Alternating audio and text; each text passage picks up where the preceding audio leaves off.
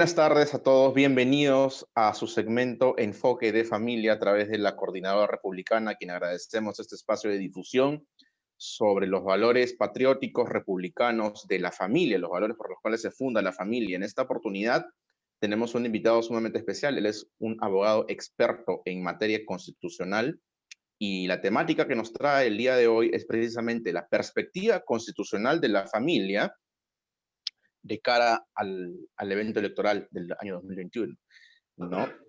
A quien vamos a darle una fuerte bienvenida, una cálida bienvenida, doctor Walter, bienvenido, ¿cómo está usted? Más allá de temas políticos, queremos saber constitucionalmente cómo está definida, protegida la familia. Bienvenido, doctor Walter, ¿cómo está? Muchísimas gracias, ante todo, doctor Andrés Suárez Oliver, por la gentil invitación de su parte aquí en su programa Enfoque de Familia.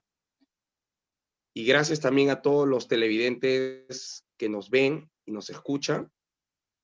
Efectivamente, doctor, actualmente dentro del área o del ámbito del derecho constitucional, así como también del ámbito del área del derecho de familia, hay un punto de confluencia entre ambos, lo cual finalmente genera una fusión de ambas áreas o zonas del derecho, ¿no?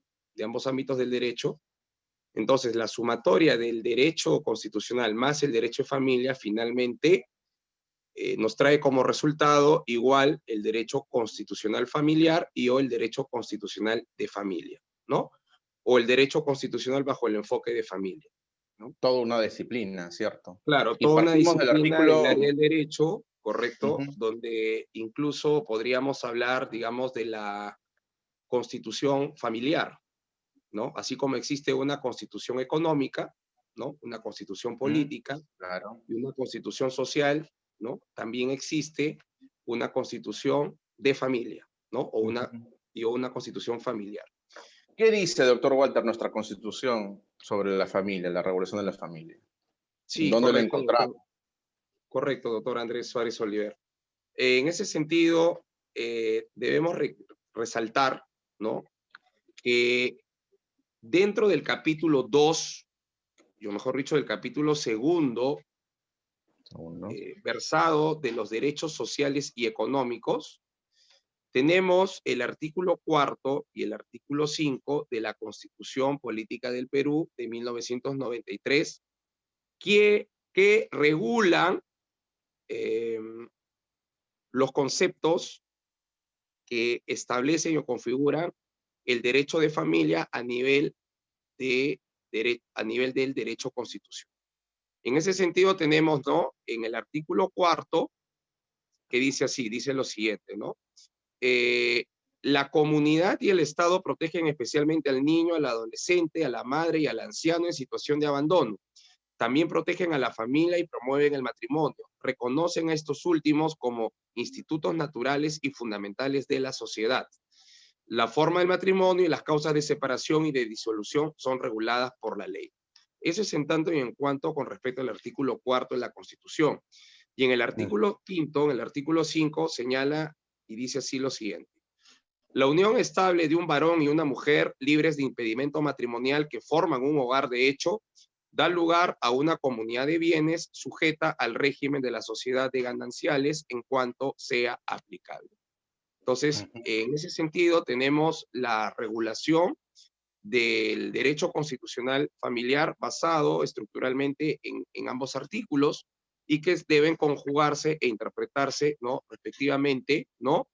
En concordancia práctica con el Código Civil y asimismo también en lo sucesivo también con el Código, ¿no?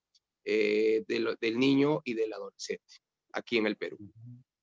Sí, pues justo eso estábamos comentando, el artículo 4 de la Constitución Política del Perú del año 93 nos Ujú, ofrece a los juristas el vértice, el vínculo perfecto entre derecho constitucional y derecho civil. Son ujú, disciplinas ujú.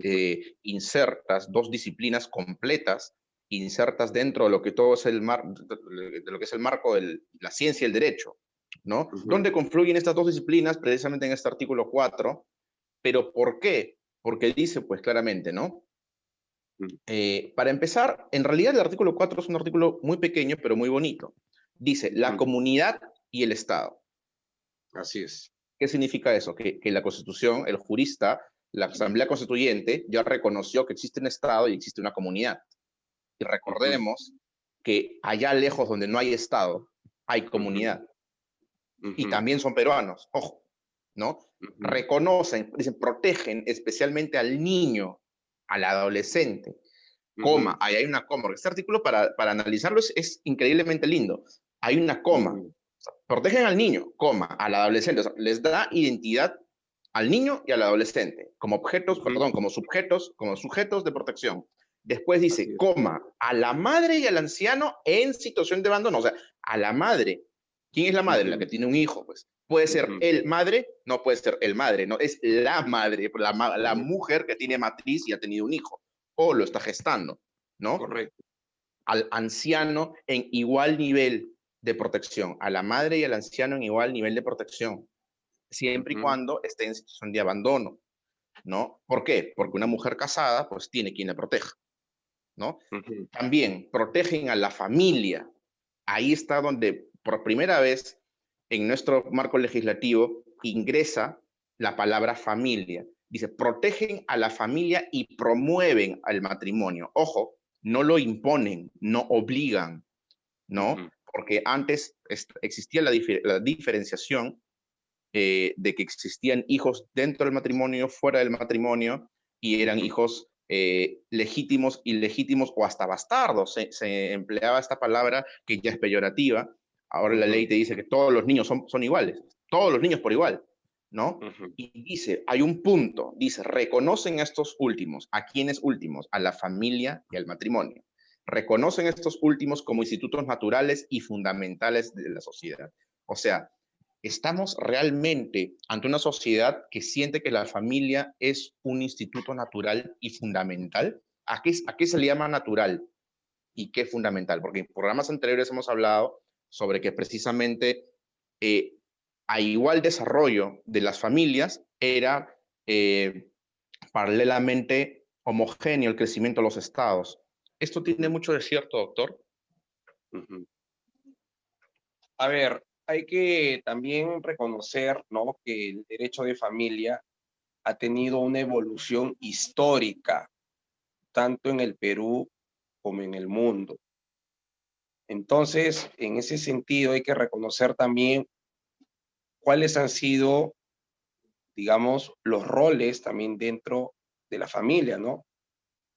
Padre, madre e hijos, ¿no?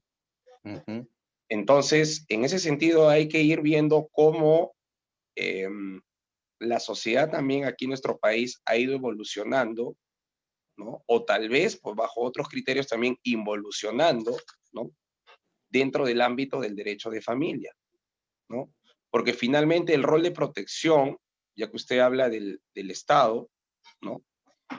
En este caso, el Estado peruano, ¿cuál debe ser la función, el deber y la obligación del Estado en sí mismo?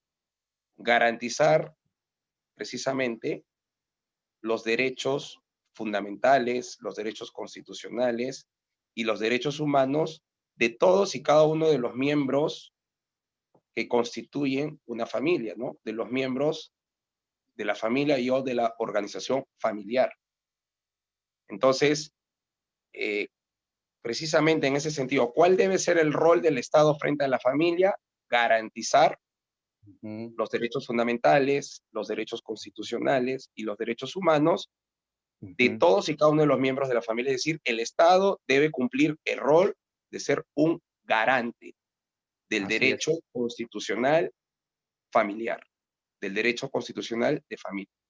Y ahí es cuando ingresa el análisis jurídico, pues qué significa o qué implica la palabra garantía, porque la palabra garantía, el Estado es garante, el Estado garantiza, sí garantiza, ¿qué garantiza? La ley lo dice, la norma matriz lo dice, reconocimiento, protección y promoción. Son tres actividades básicas incluidas dentro de la palabra garantía, garantización. ¿no? Incluso dice, ya no solamente en el artículo 4, sino en el artículo 5, que es un tema un poquito más eh, complejo, porque ya entra en materia civil, no solamente en derecho de familia Ujú. constitucional, sino en derecho civil, y estos dos artículos son artículos claves para ayudar a entender dónde convergen el derecho constitucional con el derecho civil. La especialidad del doctor Walter es derecho constitucional, yo manejo el Código Civil y el Código Procesal Civil, y en estos dos artículos encontramos las raíces de dónde sale y dónde fluye la vertiente de derechos. Dice el artículo 5, concubinato. Estamos todavía dentro del capítulo 2 de los derechos sociales y económicos. Y Ujú. mira, qué lindo y qué hermosa ha sido nuestra Constitución, porque también vamos a hablar en breves minutos de cambio de Constitución. Qué hermosa nuestra Constitución del 93, que dice en el capítulo 2 de los derechos sociales y económicos, el primer derecho habla sobre la protección a la familia.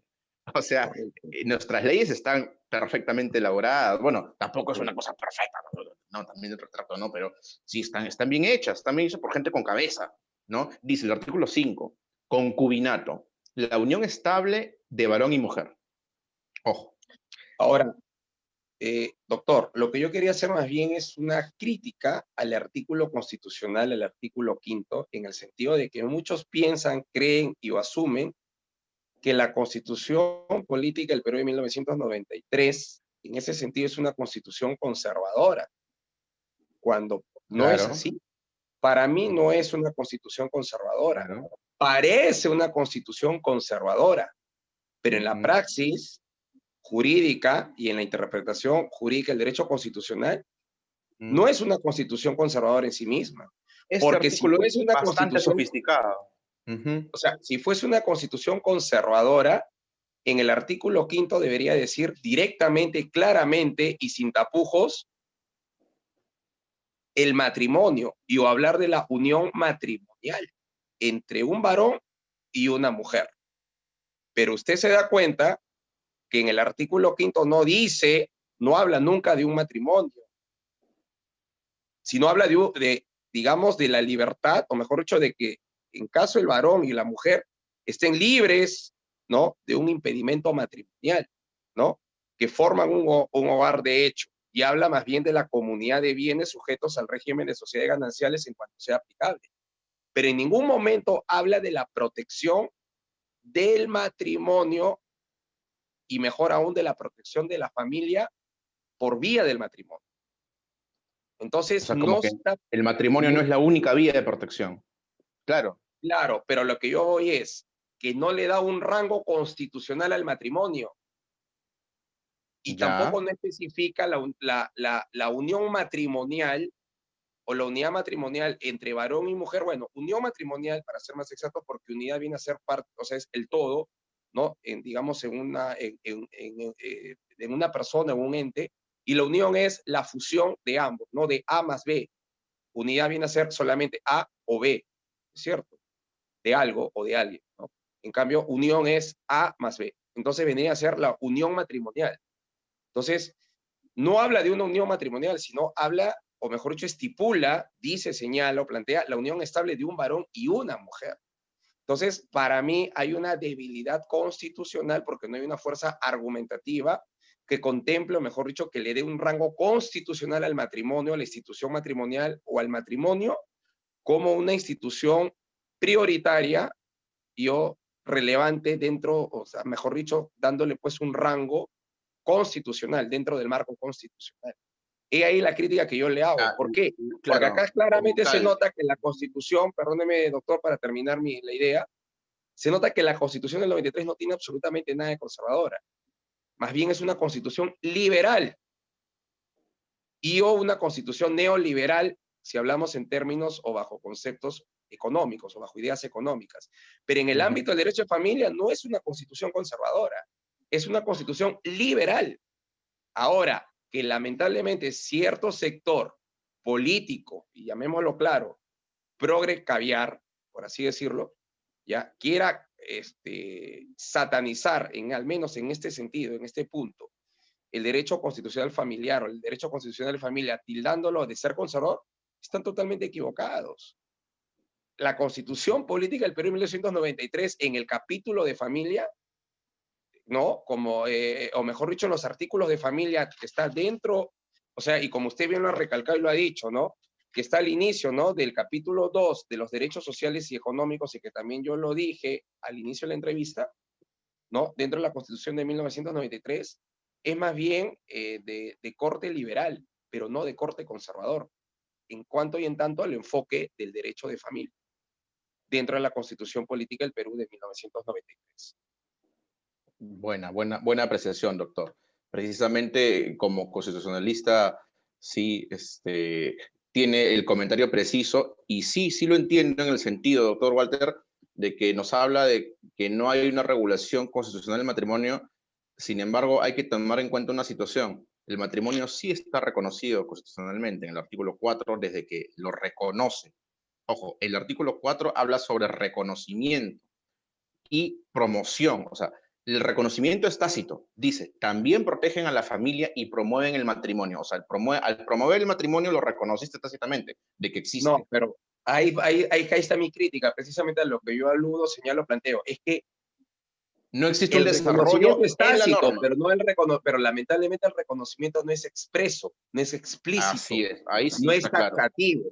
A eso Así. voy, eso punto. O sea, yo le doy la razón. Sí lo reconoce, pero de una manera oculta, de una manera soterrada, de una manera, digamos, ambigua, pero no es claro, preciso, expreso, firme ni contundente al respecto en darle, pues, la importancia de rango constitucional a la figura Ya. institucional del matrimonio. Vamos a explicar para que la audiencia entienda, ya, o capte la idea de que precisamente, y perfectamente alineado con su postura, doctor Walter, precisamente la Constitución no protege de manera expresa lo que es el matrimonio. Sin Correcto. embargo, en el artículo 5 ya nos está hablando de que le da lugar, y estamos hablando de que el vértice, esos dos artículos son el vértice entre las dos disciplinas, derecho constitucional y derecho civil, porque te dice, cuando te dice la Constitución que serán regulados por ley, ¿a qué ley están hablando? O sea, ¿de qué ley, a qué ley están haciendo referencia? ¿A qué ley se refieren? Están haciendo referencia directamente al Código Civil. Y el Código Civil, doctor Walter, sí tiene una regulación del matrimonio, la cual está en la norma, es el artículo 234, noción de matrimonio, ya, que es precisamente la norma a la cual el derecho constitucional a través de este artículo hace referencia. Claro, y estoy perfectamente alineado con esa postura. O sea, la Constitución literalmente no lo dice, pero me deriva al artículo de la ley que sí lo dice. ¿Y cuál es el artículo? Es el artículo 234. El 234 tan manoseado y tan querido de modificar en incontables oportunidades, incluso ojo, advierto, diferentes comisiones en el Congreso últimamente han contratado, han invitado, incluso con menciones honrosas, a distinguidos juristas de derecho de familia, ya precisamente para tocar pretensiones de modificatoria de este artículo 234, el cual defendemos en la Coordinadora Republicana de principio hasta el final. El artículo 234 dice, el matrimonio es la unión voluntariamente concertada entre varón y mujer legalmente aptos para ella. ¿A qué significa legalmente aptos? Bueno, pues vamos al reglamento de inscripción de matrimonios del RENIEC, vamos a ver los impedimentos matrimoniales del Código Civil. Por ejemplo, el matrimonio tiene una utilidad social, evidentemente, ¿no? No, porque el Estado no regula sentimientos, no regula afecciones, no regula, me enamoré pues de mi caballo y con mi caballo me quiero casar, de mi refrigeradora y me quiero casar con mi refrigeradora, no.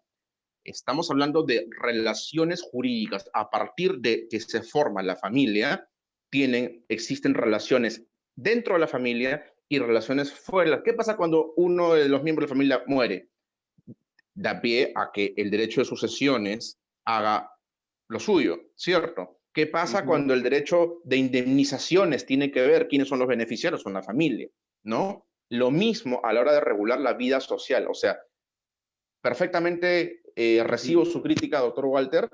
Nuestra Constitución no hace una mención expresa sobre el matrimonio en sí, habla sí sobre el reconocimiento, habla sobre el matrimonio y del reconocimiento y protección del matrimonio y la familia, pero sí, pues no hay un capítulo, no hay un artículo que lo diga, sino que nos deriva la norma y sí perfectamente entendido la crítica del doctor Walter Villegas cuando nos dice que es una debilidad constitucional. Sí, sí es una debilidad constitucional. Eso no lo podemos negar. Claro. Es allí precisamente donde vamos a hablar del siguiente tema, la modificatoria constitucional. Yo hace poco estuve invitado con otro abogado experto también constitucional en la parte procesal, el doctor Reinaldo López, que fuimos dentro de 30 o 40 invitados, los únicos 2 abogados que defendimos cabal y cerradamente en un foro que promovió un candidato a la presidencia, ¿no? Que hablaba sobre modificatoria constitucional y que invitaba a los jóvenes y jóvenes profesionales a hablar sus opiniones al respecto. De los 40 invitados, 38 eran o socialistas o estudiantes de universidad. Incluso un chico se fue directo en contra de la iglesia, dijo, intervencionismo de la iglesia, paró, intervencionismo de la iglesia, que un ratito, ¿tú no has leído que el Estado es laico? Dime, ¿cuándo acá lo ves al cardenal gobernando junto al presidente? O sea, ¿de qué intervencionismo estamos hablando? O sea, querían hacer modificaciones respecto a eso, ¿no? Bueno, claro, pues son jóvenes con todo el ímpetu de la juventud, ¿no?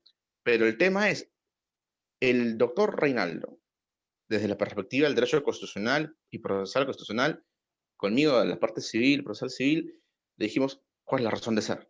Modificatoria constitucional. Ahora que estamos con usted, doctor Walter, ¿cuál es su perspectiva? ¿Qué opina usted de una posible, una tentativa modificatoria constitucional? Porque yo les dije, claramente, modifiquen, pueden modificar, porque ¿quién es la comunidad o la asociación? No sé, ¿cuál es el sector político que le conviene los cambios sociales a ultranza? Es no, nada más y nada menos que el comunismo, ¿no? Y nosotros no vamos a permitir que ni los socialistas, ni los comunistas, ni los pros, ni caviares intervengan mediante la turba social, ¿no? A proponer, mediante la amenaza, te propongo, pero te amenazo, ¿no? Modificatorias de la Constitución, obviamente, cambien lo que quieran, pero no me cambien el Código Civil, ni el Código, ni la Constitución, el artículo 4. Mientras no me toquen el artículo 4 y 5, estamos bien. No, lo vamos a mejorar. No, no me lo tocas. Así de simple. ¿Qué opiniones merece esta situación, querido doctor Walter? Sí, Modificatoria constitucional. mire, en principio, doctor, yo debo hacer una salvedad y una corrección al respecto. En buena lid, ¿no? Claro está, sobre lo que usted ha dicho, ¿no? Específicamente antes de ir sobre el tema o el asunto o la temática de la reforma de la Constitución, ¿no? Que es un tema amplio y diverso. Pero usted ha señalado explícitamente de que el Estado es laico, o de que el Perú es laico, en todo caso que el Estado peruano es laico, cuando no es así. El Estado en sí mismo, el Estado peruano, no es un Estado laico. Hay que diferenciar, porque entonces estaríamos cayendo bajo las pretensiones de aquellos adversarios y enemigos políticos que quieren laicizar o convertir al Estado en un Estado laicista, ¿no? Cuando la versión más light, por así decirlo, es llamarla, o mejor, es convertir al Estado en un Estado laico. Porque ¿qué implica un Estado laico? No tomar en cuenta, ni siquiera haciendo referencia al concepto de la divinidad o al término a la palabra y a la nomenclatura divina llamada Dios. Y usted debe recordar que incluso en el preámbulo de la Constitución se hace referencia a Dios. Hay una invocación a Dios. Así es. Padre Santo Todopoderoso. Entonces, bajo esa perspectiva constitucional, si el Estado fuese laico, 100% en sí mismo, ni siquiera se mencionaría o se debiera mencionar ni siquiera en el artículo, o perdón, en el preámbulo de la Constitución, por más breve o corto que sea, que yo también tengo muchas críticas al respecto, pero no por la mención a Dios, sino por la, digamos, por la brevedad extrema, ¿no? con la cual se desarrolla el preámbulo de nuestra Constitución Política del Perú actual de 1993. Pero hay que reconocer de que el Estado no es laico. Lo que el Estado es, lo que el Estado actualmente es un Estado aclerical, es decir, donde no existe influencia o poder del clero propiamente dicho dentro de las instituciones políticas, jurídicas, sociales y económicas del país. Entonces hay que no caigamos en el juego, ¿no?, de nuestros adversarios y enemigos políticos de plantear o decir o señalar que el Estado es laico.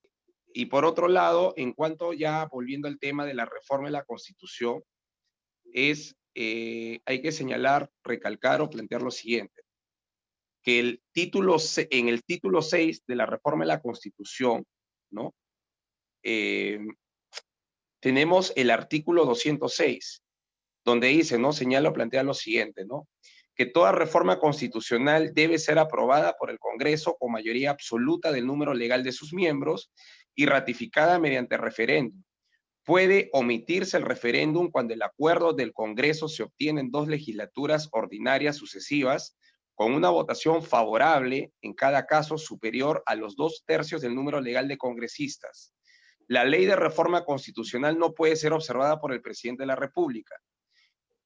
Ese es en el primer párrafo. En el segundo párrafo, el artículo 206 dice, ¿no?, la iniciativa de reforma constitucional corresponde al presidente de la República con aprobación del Consejo de Ministros a los congresistas y un número de ciudadanos equivalente al 0.3% de la población electoral con firmas comprobadas por la autoridad electoral, ¿no? Entonces, frente a todo este debate, ¿no?, de la reforma de la Constitución, lo que yo digo es, más allá de analizar incluso la perspectiva jurídica y o constitucional, hay que analizar cuáles son los intereses políticos, los intereses económicos y los intereses sociales detrás de todos aquellos que actualmente pues están pidiendo pues una reforma que en realidad no debería llamarse reforma total de la Constitución, porque cuando uno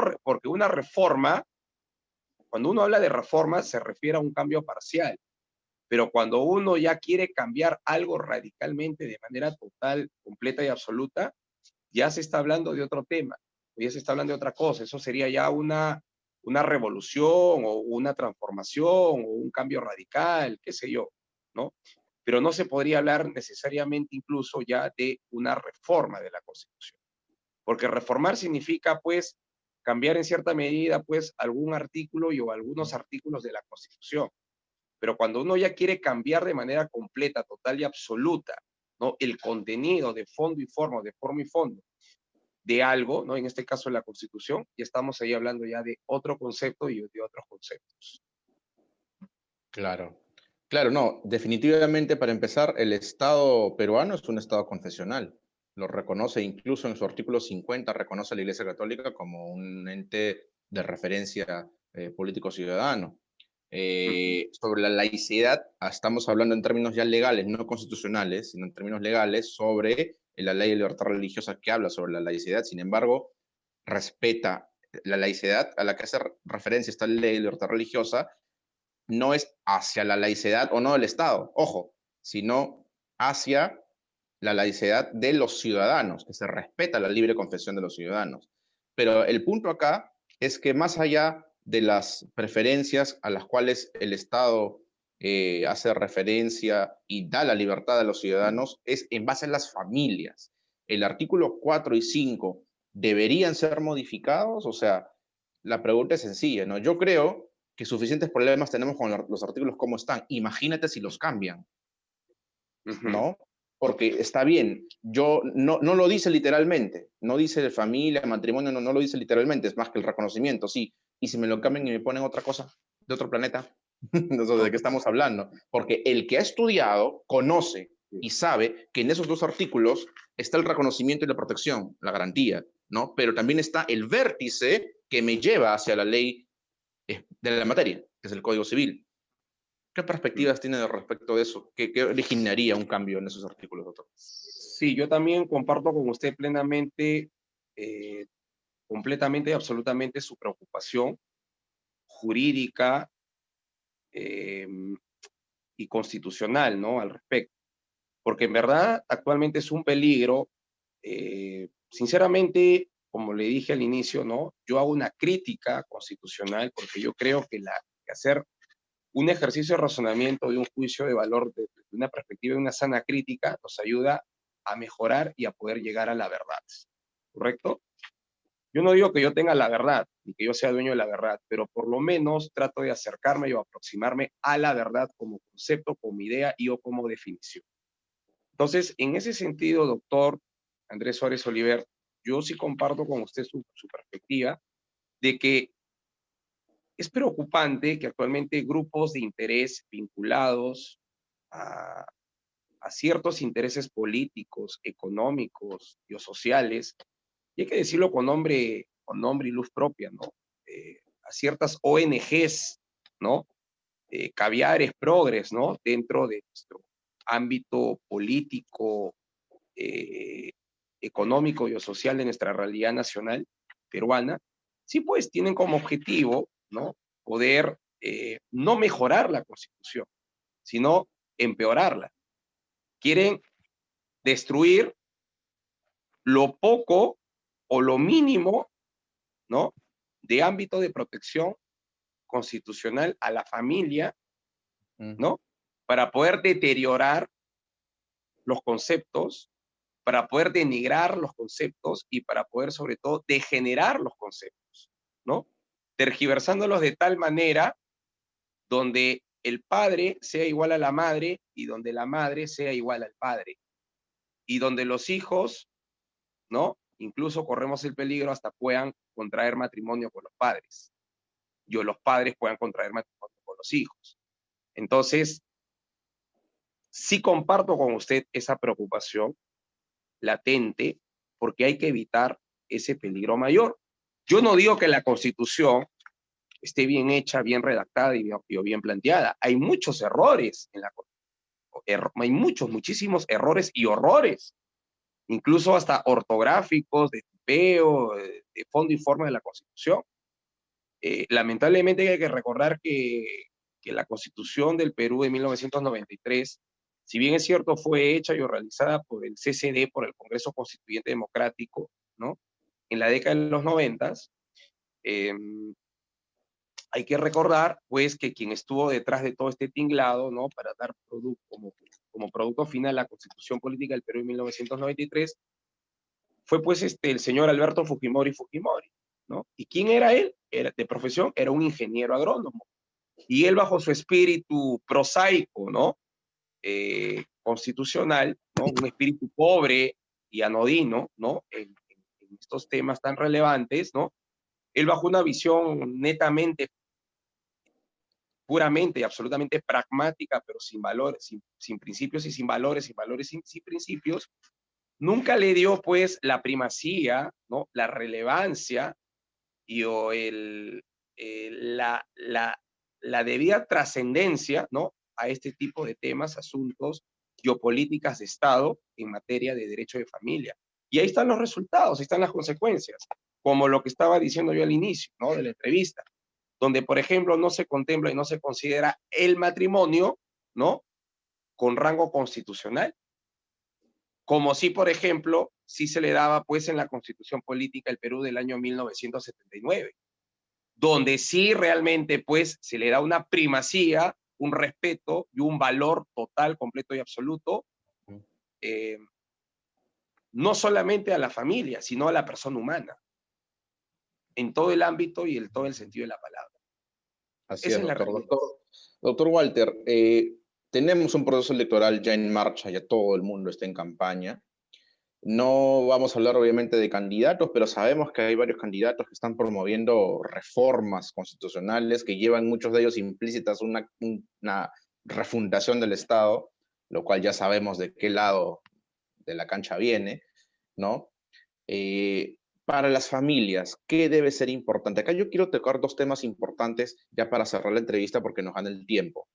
Primero que nada, para las familias, eh, ¿qué tipo de candidato le tiene que que agradar? O sea, ¿qué tipo, no, obviamente sin dar nombres, ¿no? Pero ¿qué virtudes, qué características tiene que tener un candidato, habida cuenta de que ahora todo el mundo está con la novedad, ¿no? Y ahora la banderita de la mayoría de los partidos políticos es cambio de constitución, cambio, cambio, cambio, cambio, cambio. ¿Vale la pena que hagamos un cambio ahora?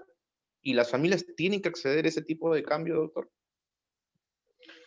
A ver, yo en principio, porque a mí no me gusta mentir y me gusta siempre hablar con la verdad y con la transparencia de vía del caso, yo sí estoy de acuerdo con un cambio constitucional y con una nueva constitución, ¿ok? Yo sí estoy de acuerdo incluso con irnos a una asamblea constituyente, pero no ahora, no en este momento, no en este Ujú. momento. Esta constitución para mí, yo siempre, y en la línea del doctor Alberto Boré Odría, comparto cuando él introduce pues la demanda, ¿no?, de proceso de inconstitucionalidad y donde él determina, señala o plantea pues a la Constitución de 1993 como el documento del 93, ¿no? Sin embargo, yo creo que ahorita pues las condiciones objetivas, tanto políticas, jurídicas como sociales, no están dadas, definitivamente, porque si uno va a hacer un cambio constitucional y uno va a plantear una asamblea constituyente, el cambio tiene que ser para bien y para mejor, pero no para mal ni para peor, y mucho menos en camino o rumbo a una degeneración moral de nuestras Paso. instituciones Mm, tutelares en materia de derecho de familia. así es. Entonces, en ese sentido, usted me pregunta cuál debe ser el perfil, ¿no?, para toda la familia peruana en general, porque yo sí considero que Perú es una gran nación, un gran pueblo y sobre todo una gran familia. Eh, yo lo que recomendaría a todos nuestros compatriotas, a todos los ciudadanos del Perú es revisen los planes de gobierno, revisen los programas de gobierno, revisen las declaraciones políticas de sus candidatos, estudien cada propuesta de sus candidatos, estudien cada idea que lanza su candidato. Yo sé que actualmente estamos con un gran problema, ¿no?, de tergiversación de las ideas, ¿no? Y como diría, pues, perdón, el señor Sartori, ¿no?, en su libro Homo Videns, ¿no? Yo sé que estamos ante una sociedad mediática, ¿no? Donde el hombre que ve, el hombre de los medios, el poder de la videocracia, actualmente es el que se impone, ¿no?, en los medios de comunicación. Y lo que llamamos hoy actualmente la mermeprensa, ¿no? Estamos actualmente bajo el influjo de la mermeprensa, pero algo hasta de lo malo, de lo negativo, hasta de lo peor, uno puede sacar algo rescatable. Entonces, a lo que voy es, ¿y cuál sería lo rescatable? Investigar a tu candidato, investigar a los candidatos. Investiga a tu Ujú. candidato, tanto para presidente de la República o presidente de la República, como a tus candidatos al Congreso de la República.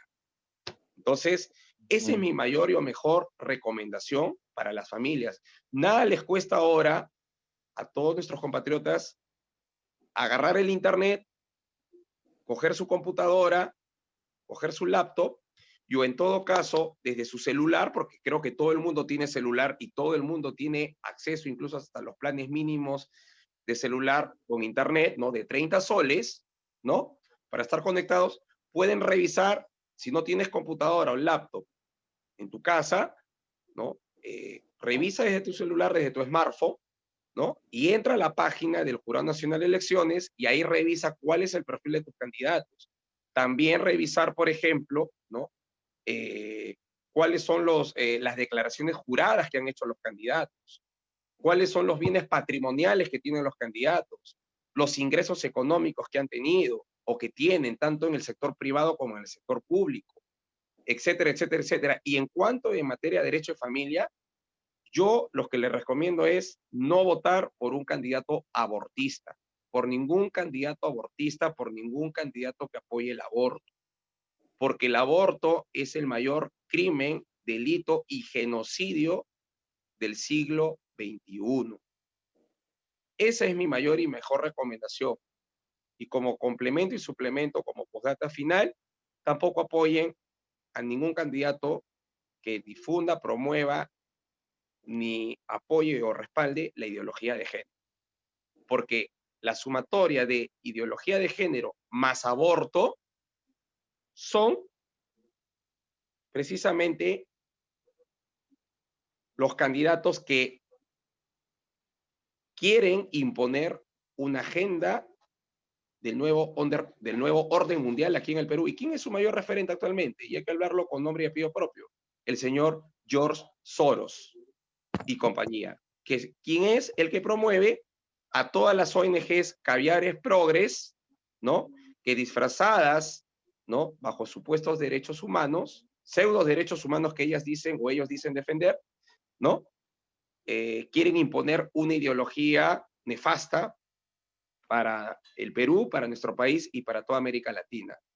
Finalmente, yo digo, para cerrar ya mi posición y la entrevista, o sea, ellos defienden, por ejemplo, ¿no? Ellos hablan del derecho a la mujer, lo cual obviamente yo también defiendo los derechos de la mujer, pero ellos quieren encubrir, ¿no? Sobre texto de los derechos de la mujer, o sea, no quieren reconocer que a su vez, y está dentro de la Carta de la Convención Americana de los Derechos Humanos y de la Carta Americana de Derechos Humanos, está contemplado ahí los derechos del concebido, los derechos del concebido en todo cuanto le favorece, que también está contemplado en concordancia práctica con el Código Civil, el cual usted maneja al revés y al derecho.